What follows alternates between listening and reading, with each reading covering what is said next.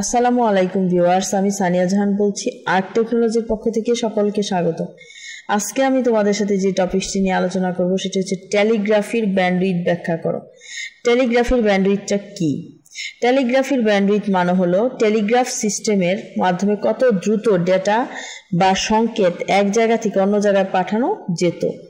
এখনকার ইন্টারনেটের গতির তুলনায় টেলিগ্রাফের গতি ছিল খুবই কম। এর গতি সাধারণত 3 থেকে 20 বার্ড অথবা কয়েকশো বিট পার সেকেন্ড এর মধ্যে কিন্তু সীমাবদ্ধ ছিল।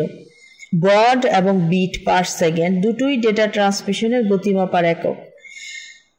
টেলিগ্রাফির ক্ষেত্রে এই গতি খুবই কম ছিল। সহজভাবে এটা বলা যায় যে টেলিগ্রাফি ছিল ডেটা পাঠানোর একটা খুব ধীরগতির রাস্তা। এই রাস্তায় খুব অল্প পরিমাণ তথ্য ধীরে ধীরে এক জায়গা থেকে অন্য জায়গায় যেত। টেলিগ্রাফির কিছু উদাহরণ তোমাদের সাথে শেয়ার করি। দেখো, মরিস কোড। তোমরা হয়তো মরিস কোডের কথা শুনেছ। ডট এবং ড্যাশ ব্যবহার করে অক্ষর ও সংখ্যা লেখার পদ্ধতি। টেলিগ্রাফিতে এই কোড ব্যবহার করে সংকেত পাঠানো হতো। যেহেতু একজন অপারেটরকে হাতে করে এই ডট ও ড্যাশ তৈরি করা হতো এবং সেগুলো একটি একটি করে তারের মাধ্যমে পাঠানো হতো, তাই প্রতি সেকেন্ডে খুব বেশি সংকেত পাঠানো সম্ভব ছিল না। টেলিগ্রাফির ব্যান্ডউইথ এখানে খুবই সীমিত ছিল, হয়তো প্রতি সেকেন্ডে কয়েকটা সংকেত পাঠানো যেত। দ্বিতীয় উদাহরণটা হলো টেলেক্স মেশিন।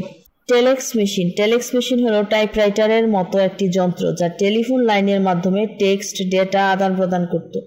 এর গতি ছিল মোটামুটি প্রায় 50 থেকে 100 বিট পার সেকেন্ড। এই গতিতে খুব অল্প পরিমাণে টেক্সট ডেটা পাঠানো যেত, কিন্তু ছবি বা অন্য কোনো মাল্টিমিডিয়া পাঠানো সম্ভব ছিল না। তারপরের উদাহরণটি হচ্ছে রেডিও টেলিগ্রাফ। তারবিহীন টেলিগ্রাফ ব্যবস্থায় রেডিও তরঙ্গ ব্যবহার করে সংকেত পাঠানো হতো। এখানেও ডেটা পাঠানোর গতি খুব বেশি ছিল না। এটি মূলত স্বল্প গতির সংকেত পাঠানোর জন্যই ব্যবহার করা হতো, বিশেষ করে দূরবর্তী স্থানে যোগাযোগের জন্য। এই টেলিগ্রাফির আবার কিছু সীমাবদ্ধতা আছে, সেই সীমাবদ্ধতা সম্পর্কে আমরা এখন জানব। টেলিগ্রাফির ব্যান্ডউইথ খুবই কম ছিল, তাই এটি শুধুমাত্র সহজ টেক্সট বা সংকেত পাঠানোর জন্য কার্যকর ছিল। এর কারণ হলো টেলিগ্রাফি প্রযুক্তিতে ডেটা পাঠানোর পদ্ধতি ছিল সরল এবং ধীরগতির। জটিল ডেটা বা ছবি, ভিডিও পাঠানোর মতো প্রযুক্তি তখনও আসেনি। মোট কথা, টেলিগ্রাফির ব্যান্ডউইথ ছিল খুবই সীমিত, যা এটিকে শুধুমাত্র সাধারণ টেক্সট মেসেজ বা সংকেত পাঠানোর জন্য উপযোগী করে তুলেছিল। আধুনিক দ্রুতগতির ইন্টারনেটের যুগে টেলিগ্রাফির এই ধীর গতি আমাদের কাছে অবিশ্বাস্য মনে হতে পারে, কিন্তু একসময় এটাই ছিল যোগাযোগের সবচেয়ে গুরুত্বপূর্ণ মাধ্যম।